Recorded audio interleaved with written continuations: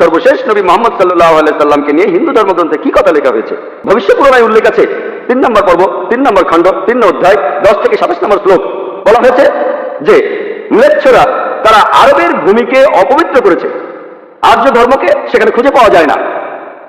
এখানে কিছু শত্রু ছিল যারা অতীতে পরাজিত হয়েছে, কিন্তু এখন আরো শক্তিশালী শত্রু উপস্থিত হয়েছে।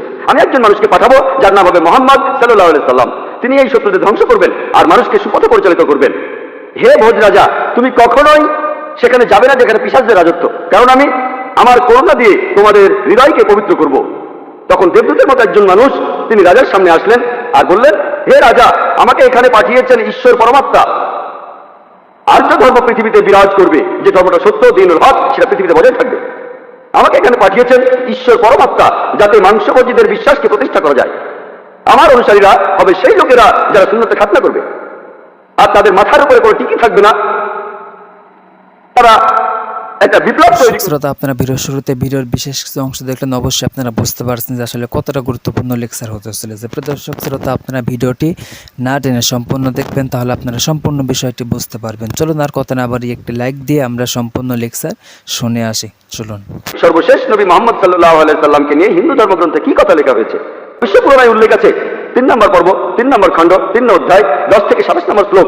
বলা হয়েছে যে ম্লেচ্ছরা তারা আরবের ভূমিকে অপবিত্র করেছে, আর্য ধর্মকে সেখানে খুঁজে পাওয়া যায় না। এখানে কিছু শত্রু ছিল যারা অতীতে পরাজিত হয়েছে, কিন্তু এখন আরো শক্তিশালী শত্রু উপস্থিত হয়েছে। আমি একজন মানুষকে পাঠাবো যার নাম হবে মুহাম্মদ সাল্লাল্লাহু আলাইহি সাল্লাম। তিনি এই শত্রুদের ধ্বংস করবেন আর মানুষকে সুপথে পরিচালিত করবেন। হে ভোজ রাজা, তুমি কখনোই সেখানে যাবে না যেখানে পিশাচদের রাজত্ব, কারণ আমি আমার করুণা দিয়ে তোমাদের হৃদয়কে পবিত্র করব। তখন দেবদূতের মতো একজন মানুষ তিনি রাজার সামনে আসলেন আর বললেন, হে রাজা, আমাকে এখানে পাঠিয়েছেন ঈশ্বর পরমাত্মা। আর্য ধর্ম পৃথিবীতে বিরাজ করবে, যে ধর্মটা সত্য দ্বীনুল হক সেটা পৃথিবীতে বজায় থাকবে। আমাকে এখানে পাঠিয়েছেন ঈশ্বর পরমাত্মা, যাতে মাংসভোজীদের বিশ্বাসকে প্রতিষ্ঠা করা যায়। আমার অনুসারীরা হবে সেই লোকেরা যারা সুন্নতে খাতনা করবে, আর তাদের মাথার উপরে কোনো টিকি থাকবে না। তারা একটা বিপ্লব তৈরি করবে।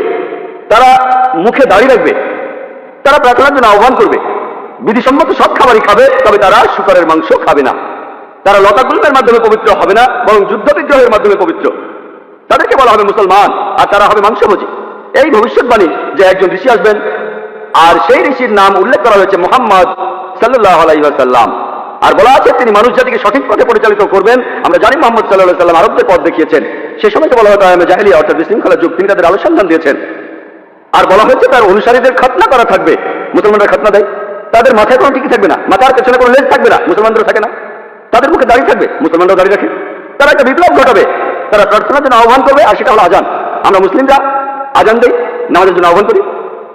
তারা সব বিধিসম্মত খাবার খাবে, কিন্তু শুকরের মাংস তারা ছোবে না। আমরা মুসলিমরা শুকরের মাংস খাই না। তারা লতাগুল্মের মাধ্যমে পবিত্র হবে না, তারা পবিত্র হবে যুদ্ধ বিগ্রহের মাধ্যমে। আর পবিত্র করে আমাদেরকে বলা হয়েছে সত্যের জন্য যুদ্ধ করবো, অন্যায় অবিচারের বিরুদ্ধে। তাদেরকে বলা হবে মুসলমান, তারা হবে মাংসভোজী।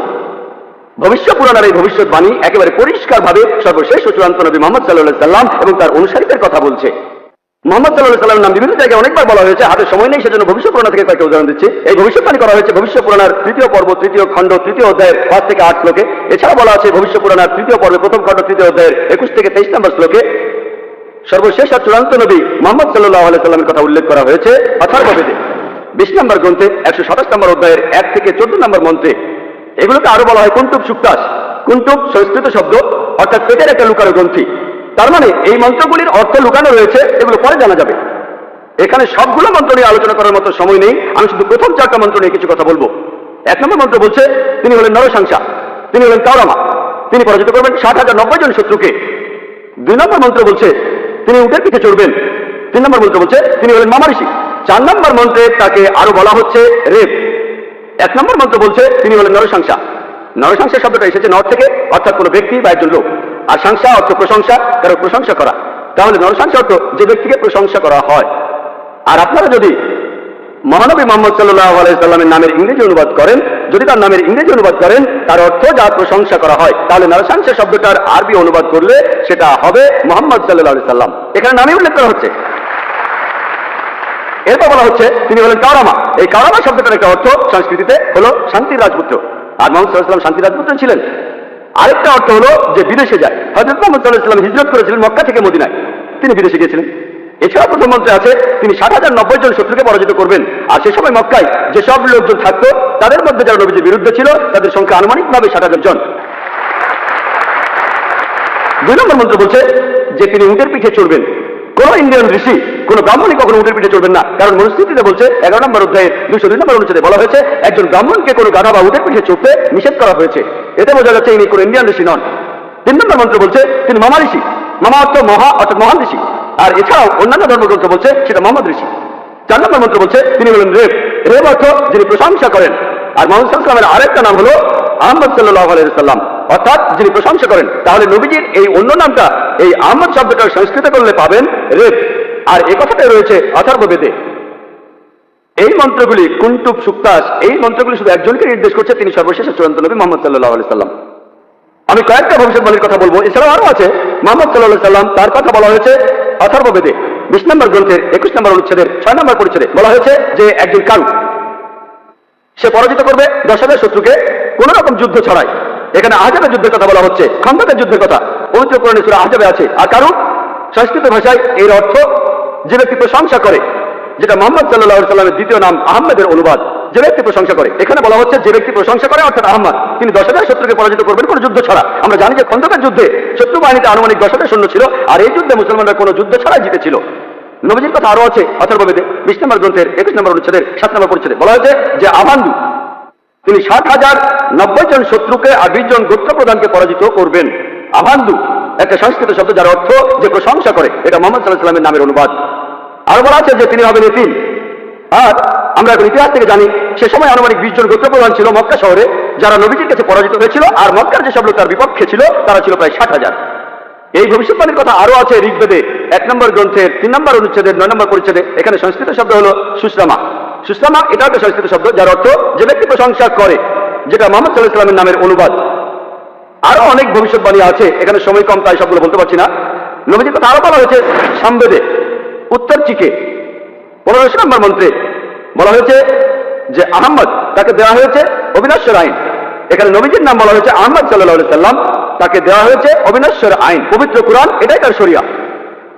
কিন্তু যদি এই অনুচ্ছেদটার অনুবাদ করেন, আহমদ শব্দটা আসলে আরবি শব্দ, তারা এটা অনুবাদ করতে পারেনি, তাই লিখেছে আহাম মাটি। আহা আর মাটি সংস্কৃত শব্দ যার অর্থ আমার বাবা, তার মানে আমার বাবাকে দেওয়া হয়েছে অবিনশ্বর আইন। অনুবাদটাতে আপনারা আলাদা শব্দ দেখবেন, তবে অরিজিনাল গ্রন্থে আছে আহমদ। এই আহমদ শব্দটা হিন্দু ধর্মের অন্যান্য গ্রন্থগুলোতেও রয়েছে, যেমন আছে সামবেদে ইন্দ্র 2য় অধ্যায়ের 152 নম্বর মন্ত্রে নবীজিকে আহমদ বলে ডাকা হয়েছে যজুর্বেদে 31 অধ্যায়ের 18 অনুচ্ছেদে, ঋগ্বেদের 8 নম্বর গ্রন্থের 6 নম্বর অনুচ্ছেদের 10 নম্বর পরিচ্ছেদে। এছাড়া মহানবী সাল্লাল্লাহু আলাইহি ওয়াসাল্লামকে বলা হয়েছে আহমদ, সেটা আছে অথর্ববেদের 8 নম্বর গ্রন্থের 5 নম্বর অনুচ্ছেদের 16 নম্বর পরিচ্ছেদে। এছাড়াও আছে অথর্ববেদের 20 নম্বর গ্রন্থের 126 অনুচ্ছেদের 14 পরিচ্ছেদে। মহানবী সাল্লাল্লাহু আলাইহি ওয়াসাল্লামকে শুধু আহমদ নামে ডাকা হয়নি, আহমদ উনার একটা নাম, তাকে আরো বলা হয়েছে নরসংসা অনেক জায়গায়, হিন্দু ধর্মগ্রন্থের অনেক জায়গায়। আর আমি আগে বলেছি যে নরসংসা শব্দটা এসেছে নর থেকে, যার অর্থ একজন মানুষ বা একজন ব্যক্তি। আর সংসা যার অর্থ প্রশংসা, প্রশংসা করা। তাহলে নরসংসা অর্থ যে ব্যক্তির প্রশংসা করা হয়। এটাই হলো সর্বশেষ চূড়ান্ত নবী মুহাম্মদ সাল্লাল্লাহু আলাইহি ওয়াসাল্লামের নামের সঠিক ইংরেজি অনুবাদ। নবীজিকে হিন্দু ধর্মের গ্রন্থগুলিতে অনেক জায়গায় নরসংসা বলে ডাকা হয়েছে। ঋগ্বেদের 1 নম্বর গ্রন্থের 13 নম্বর অনুচ্ছেদের 3 পরিচ্ছেদে, ঋগ্বেদের 1 নম্বর গ্রন্থের 18 অনুচ্ছেদের 9 পরিচ্ছেদে, ঋগ্বেদের 1 নম্বর গ্রন্থের 106 নম্বর অনুচ্ছেদের 4 পরিচ্ছেদে, ঋগ্বেদের 1 নম্বর গ্রন্থের 142 নম্বর অনুচ্ছেদের 3 পরিচ্ছেদে, ঋগ্বেদের 2 নম্বর গ্রন্থের 3 অনুচ্ছেদের 2 পরিচ্ছেদে, ঋগ্বেদের 5 নম্বর গ্রন্থের 5 অনুচ্ছেদের 2 নম্বর পরিচ্ছেদে, ঋগ্বেদের 7 নম্বর গ্রন্থের 2 অনুচ্ছেদের 2 নম্বর পরিচ্ছেদে, ঋগ্বেদের 10 নম্বর গ্রন্থের 64 অনুচ্ছেদের 3 পরিচ্ছেদে, ঋগ্বেদের 10 নম্বর গ্রন্থের 182 নম্বর অনুচ্ছেদের 2 নম্বর পরিচ্ছেদে, যজুর্বেদের 21 নম্বর অধ্যায়ের 31 অনুচ্ছেদে, যজুর্বেদের 21 নম্বর অধ্যায়ের 55 নম্বর অনুচ্ছেদে, যজুর্বেদের 20 নম্বর অধ্যায়ের 37 অনুচ্ছেদে, যজুর্বেদের 20 নম্বর অধ্যায়ের 57 নম্বর অনুচ্ছেদে, যজুর্বেদের 28 অধ্যায়ের 2 অনুচ্ছেদে, যজুর্বেদের 28 অধ্যায়ের 19 অনুচ্ছেদে, যজুর্বেদের 28 অধ্যায়ের 42 নম্বর অনুচ্ছেদে। এখানে শুধু রেফারেন্সগুলোই অনেকক্ষণ বলা যাবে। যেখানে নবী মুহাম্মদ সাল্লাল্লাহু আলাইহি ওয়াসাল্লামের নাম উল্লেখ করা হয়েছে তাকে বলা হয়েছে নরসংসা, অনেক জায়গায় বলা হয়েছে হিন্দু ধর্মগ্রন্থে। শুধু হিন্দু ধর্মগ্রন্থে মুহাম্মদ সাল্লাল্লাহু আলাইহি ওয়াসাল্লাম সম্পর্কে কি বলা আছে তার উপরই আমি একটা লেখা দিতে পারবো। আমি শুধু আরেকটা ভবিষ্যৎবাণীর কথা বলবো কল্কি অবতার সম্পর্কে। আর নবীজিকে কল্কি অবতার বলা হয়েছে ভগবত পুরাণায় 12 নম্বর খণ্ড 2 নম্বর অধ্যায় 18 থেকে 20 নম্বর শ্লোকে বলা হয়েছে তিনি জন্মগ্রহণ করবেন যার ঘরে তার নাম বিষ্ণু ইয়াস। একজন মহাপ্রাণ ব্যক্তি যিনি সাম্বালা শহরের প্রধান, এবং তাকে যে নামে ডাকা হবে সেটা হলো কল্কি। 19 আর 20 নম্বর মন্ত্র বলছে যে তিনি হবেন এই পৃথিবীর সর্বময় প্রভু। তার থাকবে কিছু অসাধারণ চারিত্রিক গুণাবলী এবং তার থাকবে 8টি বিশেষ বৈশিষ্ট্য। 8টি বিশেষ বৈশিষ্ট্য। তাকে দেওয়া হবে একটি বাহন, একটি ঘোড়া, দেবদূত নিয়ে আসবে, আর তিনি একটি ঘোড়ায় চড়বেন, তার হাতে থাকবে তরবারি, তিনি শত্রুদের পরাজিত করবেন আর ফেরেশতারা তাকে সাহায্য করবে। এছাড়াও বলা আছে ভগবত পুরাণায় 1 নম্বর খণ্ডে 3 নম্বর অধ্যায়ের 25 নম্বর শ্লোকে যে তিনি জন্মগ্রহণ করবেন কলিযুগে। কল্কি অবতার জন্ম নেবেন কলিযুগে, যে সময় রাজারা ব্যবহার করবে ডাকাতের মতো। আর তিনি জন্মগ্রহণ করবেন বিষ্ণু ইয়াসের ঘরে, এবং তার নাম হবে কল্কি। একই কল্কি অবতারের নাম উল্লেখ করা হয়েছে কল্কি পুরাণায় 2 নম্বর অধ্যায়ের 4 অনুচ্ছেদে। বলা হয়েছে যে তিনি জন্মগ্রহণ করবেন বিষ্ণু ইয়াসের ঘরে। কল্কি পুরাণ 2 নম্বর অধ্যায়ের 5 অনুচ্ছেদে বলছে তাকে সাহায্য করবে তার 4 জন সহচর তার ধর্ম প্রচার করতে। কল্কি পুরাণ 2 নম্বর অধ্যায়ের 7 অনুচ্ছেদে বলা হচ্ছে যে দেবদূতরা তাকে যুদ্ধক্ষেত্রে সাহায্য করবে। কল্কি পুরাণ 2 নম্বর অধ্যায়ের 11 অনুচ্ছেদে বলছে যে তিনি জন্মগ্রহণ করবেন বিষ্ণু ইয়াসের ঘরে এবং সুমতির গর্ভে। আর কল্কি পুরাণ 2য় অধ্যায়ের 15 অনুচ্ছেদ বলছে যে তিনি মাদল মাসের প্রথম অর্ধাংশে জন্ম নেবেন। শুধুমাত্র কল্কি অবতারের উপরে একটা লেকচার দেওয়া যায়, আমি এখানে সংক্ষেপে একটা পয়েন্ট বলছি। এই ভবিষ্যৎবাণী এগুলো বলছে 1 নম্বর পয়েন্ট, বলা হয়েছে যে কল্কি অবতার তার বাবার নাম সেটা হবে বিষ্ণু ইয়াস। বিষ্ণু ইয়াসের অর্থ দাঁড়াবে যে বিষ্ণুর উপাসনা করে, যে ঈশ্বরের উপাসনা করে। আর আমাদের প্রিয় নবী মুহাম্মদ সাল্লাল্লাহু আলাইহি ওয়াসাল্লামের বাবার নাম ছিল আব্দুল্লাহ। এটার অর্থ যে আল্লাহর উপাসনা করে, যে ঈশ্বরের উপাসনা করে। 2 নম্বর পয়েন্ট, কল্কি অবতার যে মায়ের গর্ভে জন্মাবে তার নাম হবে সুমতি। যদি আপনি সুমতি শব্দটার ইংরেজি অনুবাদ করেন অর্থ দাঁড়াবে শান্তি। আর আমাদের নবীজির মায়ের নাম ছিল আমিনা, যার ইংরেজি অর্থ করলে দাঁড়ায় শান্তি। এরপরে বলা হয়েছে তিনি যেখানে জন্মাবেন সেই গ্রামের নাম হবে সাম্বালা। সাম্বালা শব্দটার অনুবাদ করলে অর্থ দাঁড়াবে একটি শান্তিপূর্ণ এলাকা। আমরা জানি মুহাম্মদ সাল্লাল্লাহু আলাইহি ওয়াসাল্লাম মক্কায় জন্মেছিলেন, মক্কার আরো একটা নাম ছিল দারুল আমান, অর্থাৎ কোনো একটি শান্তিপূর্ণ এলাকা। তাহলে একথাও বলা আছে যে তিনি মক্কায় জন্মাবেন। এছাড়া বলা আছে যে তিনি জন্মগ্রহণ করবেন সাম্বালা শহরের প্রধানের ঘরে। আমরা জানি যে তিনি মক্কার প্রধান ব্যক্তির ঘরে জন্মেছিলেন, তিনি মক্কার প্রধান ব্যক্তির ঘরে জন্মেছিলেন, কুরাইশ গোত্রে জন্মেছিলেন। আরো বলা আছে তিনি মাধব মাসের প্রথম অর্ধাংশে 12 তারিখে জন্মাবেন। আমরা জানি যে মুহাম্মদ সাল্লাল্লাহু আলাইহি ওয়াসাল্লাম রবিউল আউয়াল মাসে প্রথম অর্ধাংশে জন্মেছিলেন 12 তারিখে। এই ভবিষ্যৎবাণী যে তিনি মাধব মাসের 12 তারিখে জন্মাবেন, এটার অর্থ রবিউল আউয়াল মাসের 12 তারিখে। এছাড়া আরো বলা আছে যে এই কল্কি অবতার তিনি হবেন সর্বশেষ ঋষি। ঠিক এই কথাটাই কোরআনে আছে। সূরা আহজাবের 40 নম্বর আয়াতে উল্লেখ করা আছে যে মা কানা মুহাম্মাদুন আবা আহাদিন মির রিজালিকুম ওয়ালাকিন রাসূলুল্লাহ ওয়া খাতামুন নবিয়্যিন ওয়া কানা আল্লাহু বিকুল্লি শাইইন আলিমা। এর অর্থ মুহাম্মদ সাল্লাল্লাহু আলাইহি ওয়াসাল্লাম তোমাদের মধ্যে কোনো পুরুষের পিতা নহেন, বরং তিনি হলেন আল্লাহর রাসূল এবং তিনি হলেন এই পৃথিবীর চূড়ান্ত নবী, তিনি শেষ নবী। নিশ্চয়ই আল্লাহ সব বিষয়ে জ্ঞাত। আর বলা আছে যে এই কল্কি অবতার জ্ঞান আরোহণ করবেন পরশুরামের কাছ থেকে, অর্থাৎ মহান একটা পাহাড়ের উপর। আমরা জানি মুহাম্মদ সাল্লাল্লাহু আলাইহি ওয়াসাল্লাম প্রথম আয়াতটা তিনি পেয়েছিলেন গারে হেরায়, জাবলে নূরে, অর্থাৎ নূরের পাহাড়ে, গারে হেরায়। এখানে আরো বলা আছে যে তিনি এরপর উত্তরে গিয়ে আবার ফিরে আসবেন। আমরা জানি মুহাম্মদ সাল্লাল্লাহু আলাইহি ওয়াসাল্লাম মক্কা থেকে উত্তর হিজরত করে মদিনায় গিয়েছিলেন, তারপর মক্কা জয় করে ফিরে এসেছিলেন। আরো বলা আছে যে এই কল্কি অবতার তিনি পুরো পৃথিবীর মানুষের জন্য একটি দৃষ্টান্ত। তার চরিত্র হবে একেবারে নিষ্কলঙ্ক। আল্লাহ পবিত্র করে বলছেন সূরা কালামের 4 নম্বর আয়াতে উল্লেখ করা আছে যে অবশ্যই তুমি অধিষ্ঠিত হইবে সর্বোচ্চ মহান চরিত্রে। এছাড়াও বলা আছে যে কল্কি অবতারের 8টি বিশেষ গুণ থাকবে।